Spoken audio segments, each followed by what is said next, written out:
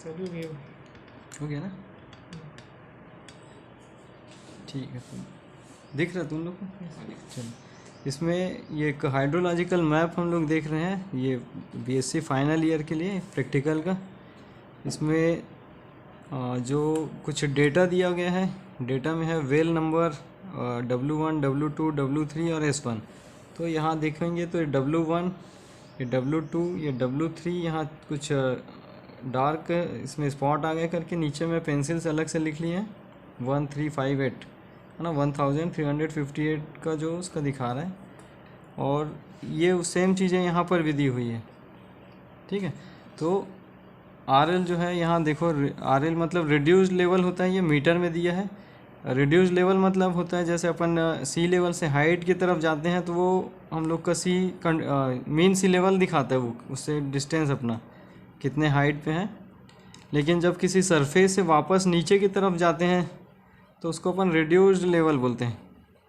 जैसे सरफेस जो है 400 या 500 की हाइट पे है और उस सरफेस से अपन वापस 10 मीटर नीचे की तरफ जा रहे हैं, तो ऐसा कंडीशन को अपन RL बोलते हैं। तो ये बोरवेल में क्या होता है, सरफेस से नीचे की तरफ जाना पड़ता है कि हम लोग को वाटर सोर्स जो है या सैचुरेटेड जोन कहाँ तक है नीचे में, उसको मालूम करने के लिए।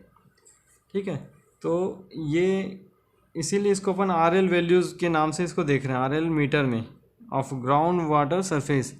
तो एक एक जो W1, W2 सबका यहाँ दिया हुआ है और यहाँ रिटर्न में भी है वो मैप में। ठीक है, W1 का 1350 ये दिया हुआ है, देखो 1350 जो मीटर, सेम वो कुछ खास नहीं है, इन्हीं डेटा को यहाँ पर प्लॉटिंग में दिखा रहा है। और S1 जो है ये लिख रहा है अ न्यू साइट, यहाँ पर हम लोगों को एक और बोरवेल करने के लिए एक साइट मिला हुआ है। तो ये कैसा है, इसके कंडीशन के बारे में हम लोग को डिस्कस करने के लिए कहा जा रहा है इसमें। तो ये प्रॉब्लम क्या है, a new site selected for well. तो यहाँ हम लोग का सिलेक्शन तो हो गया, ये 3 इसके रेफरेंस में यहाँ पर किए हैं। तो वाटर को सर्च करने के लिए लॉगिन उसका बहुत सारे अलग अलग मेथड्स होते हैं। तो ये एक कंटूर मेथड है। ठीक है, इसमें अपन कंटूर को बनाते हुए उससे अपन उस किसी भी एरिया का वाटर को आइडेंटिफाई करने का कोशिश करते हैं। कंटूर से अपन बना रहे हैं, वाटर टेबल के कंटूर से। यहाँ प्रॉब्लम लिखा है, discuss the hydrogeological condition of the area. इस जगह के हाइड्रोलॉजिकल कंडीशंस के बारे में डिस्कस करने कहा जा रहा है। सेकंड बोल रहे हैं, indicate the ground water flow directions. अब यहाँ पर जो अंदर में जो पानी बह रही है, अंडरग्राउंड वाटर जो बोरवेल में हम लोगों के जो एक्सकेवेट कर सकते हैं उसको अपन पानी, तो वो किस डायरेक्शन में अंदर ही अंदर उसका भी फ्लो होता है ना, वो हमेशा स्टेबल तो रहता नहीं, उसके अंदर ही अंदर उसका फ्लो डायरेक्शन भी होता है, कहीं कहीं वो बहते हुए रहते हैं अंदर में। यानी ये अंडरग्राउंड रिवर है समझो इसको, ज़मीन के अंदर भी ये नदियाँ बहते रहती हैं, वैसा कंडीशन। तो वो किस डायरेक्शन में वो उसका फ्लो है वो मालूम करने बोल रहे हैं। फिर एक और है लास्ट थर्ड जो है, determine the RL of ground water surface under the selected side. इसको कितने डेप्थ में हम लोग इसको यहाँ पर बोरवेल करें तो हम लोग को वहाँ पानी मिलेगा, उसको निकालने का यहाँ कोशिश किया जा रहा है। ठीक है, तो ये 3 चीज़ों को हम लोग को यहाँ पर बात करना है। तो सबसे पहले हम लोग अब यहाँ क्या करेंगे, पहला डिस्कस द हाइड्रोजियोलॉजिकल कंडीशंस। देखो सबसे जो हाइटेड एरिया है, यहाँ जो भी सरफेस होगा, तो ये 1358 और ये सब पूरे रिड्यूस लेवल है नीचे की तरफ उसके कंटूर्स के। तो सबसे स्टार्ट में अपन क्या करेंगे, जो इनको एक ट्रायंगल से अपन मार्क कर लेंगे। ठीक है, ट्रायंगल बना के उसको अपन मार्किंग कर लेंगे। तो सबसे पहले अपन देखो W1, W3 जो है, ये यहाँ पर एक सर्कल दिया हुआ है जो दिख नहीं रहा ठीक से, ये पॉइंट, और अगर आपके पास मैप होगा तो उसमें ये आप देख सकते हैं ये। तो ये एक लाइन हम लोग इसका ड्रॉ कर लिए।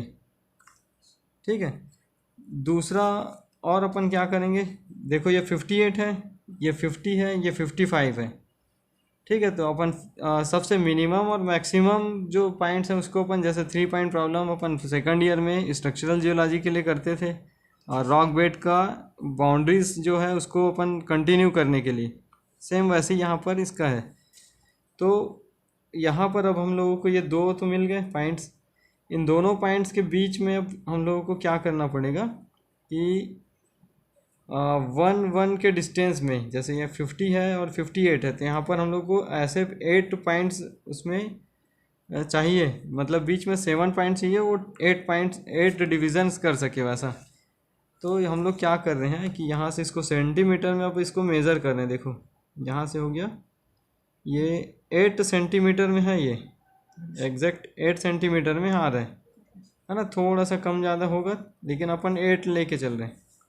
तो W1 से लेके W2 तक का ये जो डिस्टेंस है वो 8 मीटर तक का दिखा रहा है, और 8 सेंटीमीटर है, ये इसके हिसाब से 8 मीटर है, और हम लोग का स्केल के हिसाब से 8 सेंटीमीटर। तो अपन क्या करेंगे, 8 सेंटीमीटर डिवाइडेड बाई क्या कर देंगे, उसको 8 कर देंगे, तो 1 आ गया।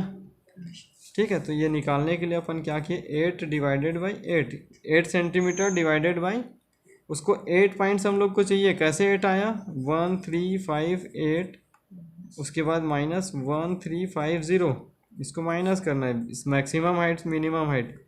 तो 8 का 8 रह गया, 5 कट गया, 3 कट गया, 1 कट गया, ये 8 आया, इसको ऊपर लिख लिए। ठीक है, और कितने सॉरी ऊपर नहीं लिखे, इसका जो सेंटीमीटर में आया उसको ऊपर लिखे, और जितने डिवीज़न करना है वो नीचे लिखे। ठीक है, तो 8 का ये इक्वल 1 हो गया। अब इसमें एक एक सेंटीमीटर के डिस्टेंस में इसको मार्किंग कर लेंगे। यहाँ से हो गया 1 सेंटीमीटर 1 सेंटीमीटर 1 सेंटीमीटर 1, एक और 1 हो गया, ये 1 और ये 1। ठीक है, इसके बाद आगे भी अपन कर लेते हैं, और इसके आगे भी हम लोगों को और भी मिल रहे हैं, तो ये यहाँ और ये एक एक सेंटीमीटर, इसके बैक साइड में भी यहाँ से एक 1 सेंटीमीटर का यहाँ मार्क कर लें। मतलब ये यहाँ का है 59 बन गया, 58 ये खुद है, ये हो गया 57 56 55 54 53 52 51 50 50, ये हो गया 13 49। ठीक है, और यहाँ का अगर देखेंगे तो ये 48 आ गया। ठीक है, फिर अपन अब देखो क्या कर रहे हैं, ये 55 यहाँ पर है, यानी ये 55 मतलब 1355 है ना, 1355, ये 13 को अपन कॉमन करके छोड़ दिए तो इसलिए नहीं लिखे। अब यहाँ से लेके इनके बीच में अपन एक लाइन ड्रॉ कर लेंगे फिर से, क्यों, क्योंकि ये भी 1355 है और ये भी 1355 है। ठीक है, तो लाइन अपन ऐसे ड्रॉ करने के लिए कर सकते हैं, पर इसको अपने को कंटूर के जैसा लाइन ड्रॉ करना है, तो यहाँ पर वो कंटूर के जैसा नहीं है। तो फिर से अपन क्या करेंगे, अब यहाँ से एक और लाइन ड्रॉ कर लेते हैं, एक लाइन अपन यहाँ से भी एक और ड्रॉ कर लेते हैं, जो नोन पॉइंट्स हैं उसको। अब इनके बीच का डिस्टेंस मेज़र करो, यहाँ से लेके ये यहाँ तक, तो ये हम लोग को 7.2 के कुछ आसपास आ रहा है, 7.2। ठीक है, 7.1 आ रहा है, तो यहाँ का डिस्टेंस अपना आ गया 7.1। ठीक है, नेक्स्ट में नीचे की तरफ अब इसको कितना डिवीज़न करना है उसको निकालना है, तो वो क्या करेंगे, 1355 और माइनस 1350, तो यहाँ हो गया 5, ये इन लोग बाकी सब कट गए, तो 7.1 डिवाइडेड बाई 5 कितना आ जाएगा, इसको कैलकुलेटर में करके देखेंगे। तो कैलकुलेटर में देखेंगे तो ये हो जाएगा 1 करीब 4 के आसपास आएगा, 1.4। ठीक है, यहाँ ये जो है 5 करेंगे तो 2 बच जाएगा, और 21 को 5 4 का 20 बनेगा।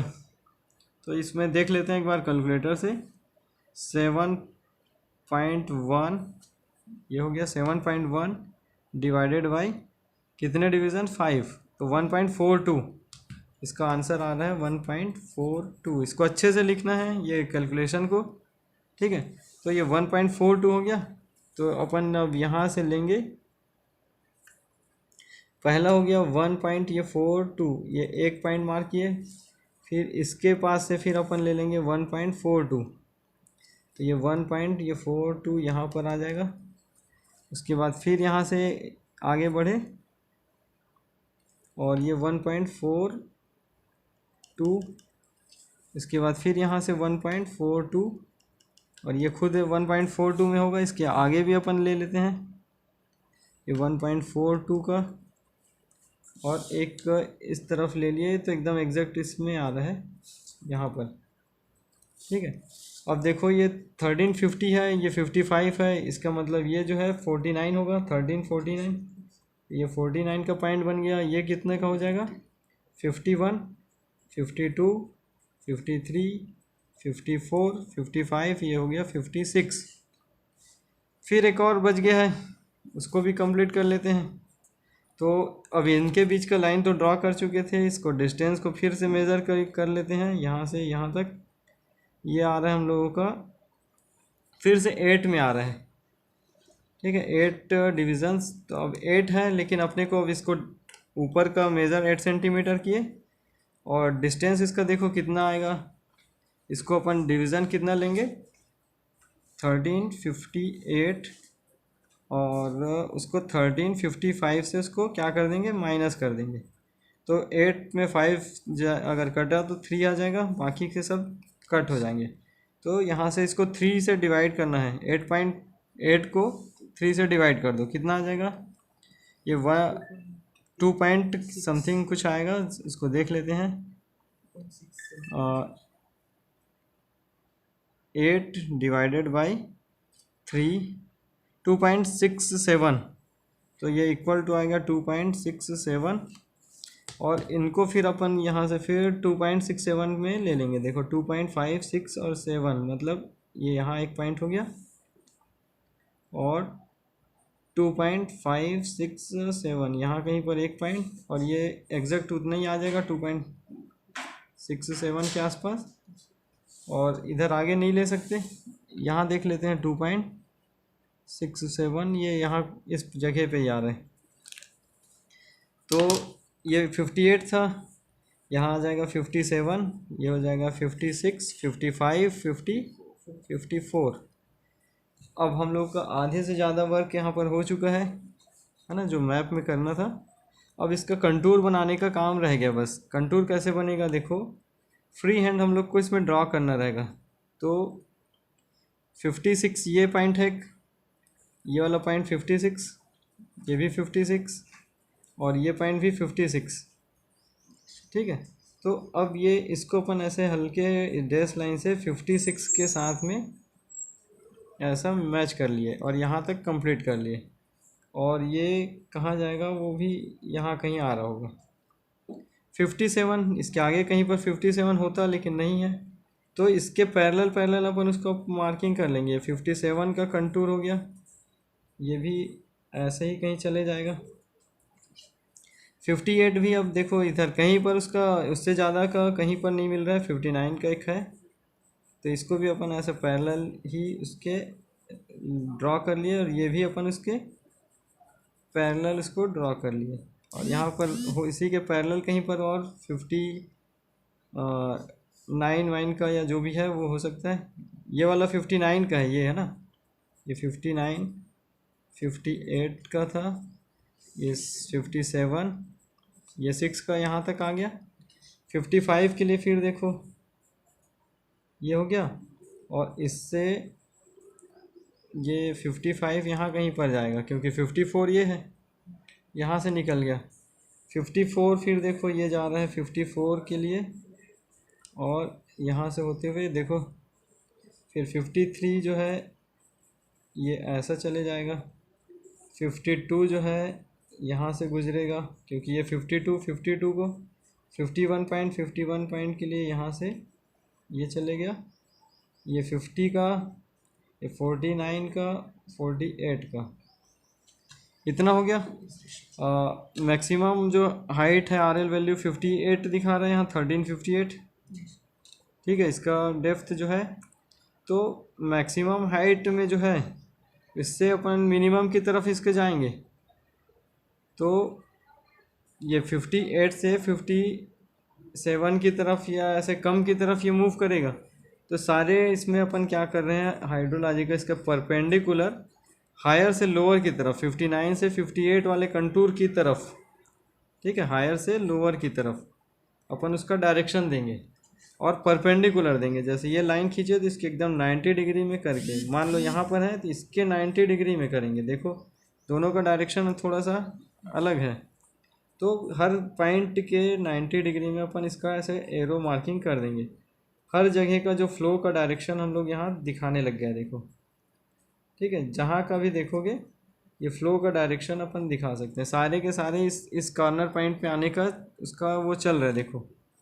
अगर हम लोग देखेंगे तो सब इसी साइड फ्लो उसका शो कर रहे हैं।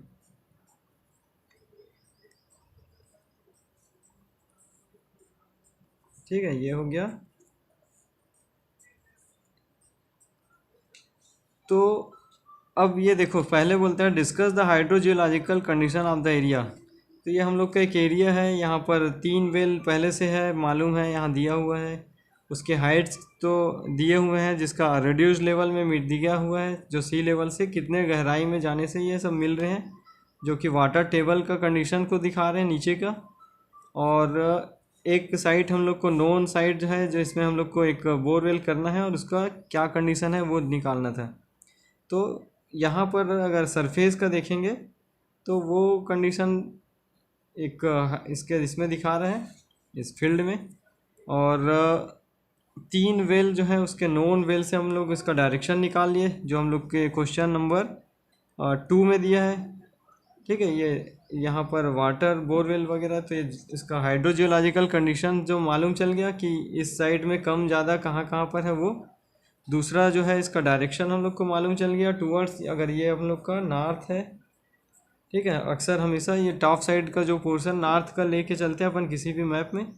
तो ये नॉर्थ है, तो ये हम लोग का जो फ्लो डायरेक्शन, जो एक ट्रेंड है वो कौन से डायरेक्शन में होगा। अगर ये ऐसा है तो ये इस डायरेक्शन में हम लोग का जाता हुआ दिखा रहा है। ऊपर नॉर्थ है, नीचे साउथ, इधर ईस्ट, इधर वेस्ट। तो नॉर्थ और वेस्ट मतलब नॉर्थ वेस्ट डायरेक्शन में मूव करता दिख रहा है। परफेक्ट इसको अगर अपने को बताना है किसी पर्टिकुलर जगह से, तो उसके लिए हम लोग क्या करेंगे, जैसे साइड 1 से अगर अपन देखना चाहें तो इसको 90 डिग्री एकदम इसके पैरेलल, इसके बाउंड्री के एक लाइन ड्रॉ कर लेते हैं ऐसे। ये हो जाएगा नॉर्थ, इसका हो जाएगा ईस्ट वेस्ट के लिए। ठीक है, ये वाला ईस्ट डायरेक्शन हो गया, ये वेस्ट, ये नॉर्थ, ये हो गया साउथ। और हम लोगों का फ्लो डायरेक्शन देखो इसके परपेंडिकुलर ऐसे ले लेते हैं। ठीक है, अब ये डायरेक्शन हम लोगों का मेन उसका फ्लो डायरेक्शन को दिखा रहा है, ये वाला। तो ये कौन सा डायरेक्शन होगा, तो नॉर्थ से जितना डिग्री का ये होगा उतना डिग्री वेस्ट की तरफ उसका डायरेक्शन दिखा रहा है। ठीक है, या फिर अगर कॉमन वर्ड्स में अगर बात करें तो नॉर्थ वेस्ट डायरेक्शन में, टूवर्ड्स नॉर्थ वेस्ट डायरेक्शन में उसका फ्लो डायरेक्शन है अंडरग्राउंड वाटर का। ठीक है, और अब हम लोग का जो फाइनल लास्ट वाला है, determine the RL of ground water.